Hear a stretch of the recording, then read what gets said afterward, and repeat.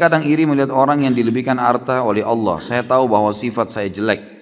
Tolong nasihati saya Ustaz, agar tidak kufur nikmat dan berburuk sangka kepada Allah. Lihatlah selalu orang yang di bawah kita. Kalau misal ada orang, kita lagi diberikan oleh Allah motor ini misalnya tahun 2012 lah misal motor itu. Jangan lihat orang motornya yang lebih mewah. Lihat orang yang lebih susah, teman-teman sekalian. Lihat orang yang lebih susah. Saya kemarin di Makassar, subhanallah, masuk ke satu tempat orang cacat.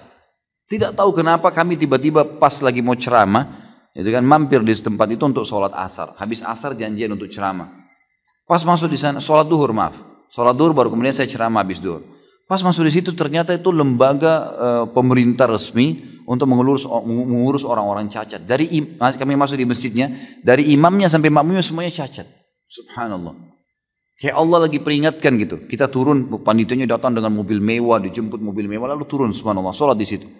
Begitu masuk di saf, saya sudah mulai lihat kiri kanan, subhanallah, imamnya cacat, tubuhnya pendek, kemudian dia ada masalah di fisiknya. Orang di sebelah semua sholat ini orang cacat. Ada yang satu datang, subhanallah, masuk masjid sampai menggiling-gulingkan badannya untuk sholat gitu kan. Saya balik kiri kanan lalu saya mengatakan, subhanallah. Coba lihat ikhwani, bagaimana Allah sampaikan kita di masjid ini untuk memberikan peringatan kepada kita. Lihat ada orang yang susah, tapi mereka tetap semangat, hidup, mereka bekerja. Lihat nih, kalau kita mau lihat selalu orang-orang yang lebih hebat fisiknya daripada kita, lebih gagah, lebih cantik, lebih kaya, kita tidak akan pernah bersyukur. Lihat orang-orang yang begitu. Coba antum lewat, alhamdulillah di Indonesia cukup banyak.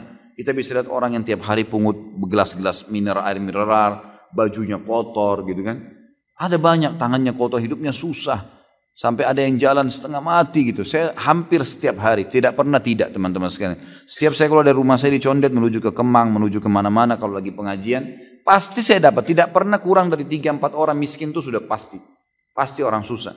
Kemudian saya sempat mampir, lihat mereka, tanya kabarnya bagaimana. Jadi biar saya tahu ini motor aja saya pakai sudah nikmat yang luar biasa. Alhamdulillah. Ada orang kesian, jalan kaki, sendalnya putus, tua. Antum masih pakai sendal baru, sendal bagus. Gitu.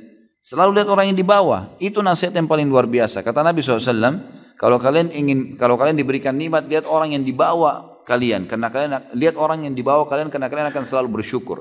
Dan ulama mengatakan kalau mau ditambahkan, dilengkapkan hadis ini, bukan ditambahi hadisnya, tapi dilengkapkan dengan cara memahami kalau diberikan cobaan, lihat orang yang lebih berat. Misal kita lagi flu, lihat ada orang yang flu dan demam. Kita flu dan demam, ada orang flu, demam dan rematik. Kita flu demam rematik, ada orang stroke. Kita stroke, ada orang yang meninggal dunia. Ada orang yang lebih berat dari cobaan kita. Maka kita akan terus bisa menjalani kehidupan. Sudah sunnatullah. Subhanallah. Orang susah lebih banyak daripada orang mampu, orang kaya itu.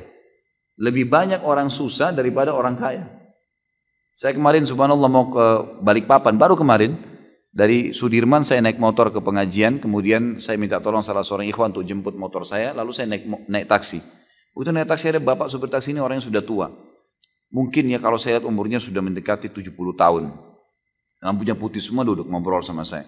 Dari bahasanya beliau saya tangkapnya kayaknya memang orangnya, dia bilang sudah takdir saya nih Pak, saya selalu jadi supir dari dulu gitu. Dia tidak menyelesaikan sekolah gitu.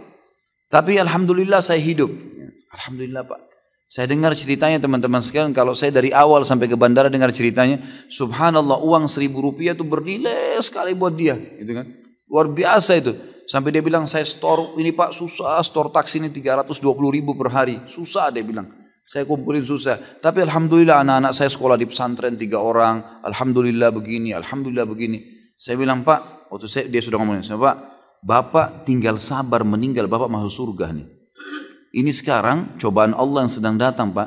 Itu adalah sesuatu nikmat yang besar kepada Bapak. Karena dengan cara seperti ini Bapak dalam ketaatan Allah.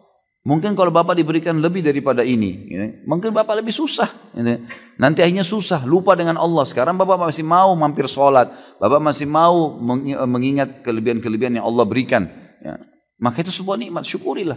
Saya melihat subhanallah, Allah kayak perlihatkan lagi saya. Nih lihat nih, ingat Khalid, ini ada orang yang lebih susah. Saya bersyukur terus sepanjang jalan. Alhamdulillah Allah masih kasih saya bisa jalan, bisa normal, saya masih bisa punya pendapatan, masih bisa biaya keluarga, istri, anak saya. Alhamdulillah, dan berusaha dari rezeki halal.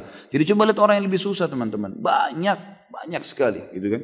Kita kalau masuk di gang-gang di Indonesia ini, saya berapa kali masuk di kampung Melayu, di beberapa gang, jalan waktu itu ada mau azan, saya antar istri saya ke Hermina di rumah sakit waktu itu. Kemudian saya masuk cari mana masjidnya di sini. Oh di belakang, lewat gang-gang, masuk gang. Rumah-rumah orang berdempet-dempetan semua. Ada orang yang buat, bapak-bapak lagi buat gorengan, jual gorengan di depan rumahnya. Saya lihat mungkin ya modalnya mungkin 70 ribu, 100 ribu gitu kan modalnya. Kemudian dia jual di tangga-tangganya, datang beli, bayar 1000, untung 100 rupiah, 200 rupiah. Seperti itulah. Dan hidup, orang-orang hidup. Azan mereka ke masjid, sholat. Dengan bahagia, pulang ke rumah, pakai sandal jepit. Masya Allah, enak hidupnya tuh. Gitu kan? Dan ingat teman-teman sekalian, kata Nabi SAW, bukan saya larang antum menjadi orang kaya. Kalau Allah bukakan, alhamdulillah. Apalagi kalau bisa diikuti dengan ilmu. Tapi kata Nabi SAW, mayoritas penghuni surga adalah orang-orang miskin. Memang orang susah. Jadi kalau antum lagi dicoba dengan Allah Subhanahu Wa Taala, maka nikmatin cobaan itu. Karena itu sebenarnya sesuatu yang terbaik buat kita. Dan ada beberapa poin-poin yang sudah saya sampaikan, tentunya bisa dihubungkan dengan apa yang saya sampaikan sekarang ini.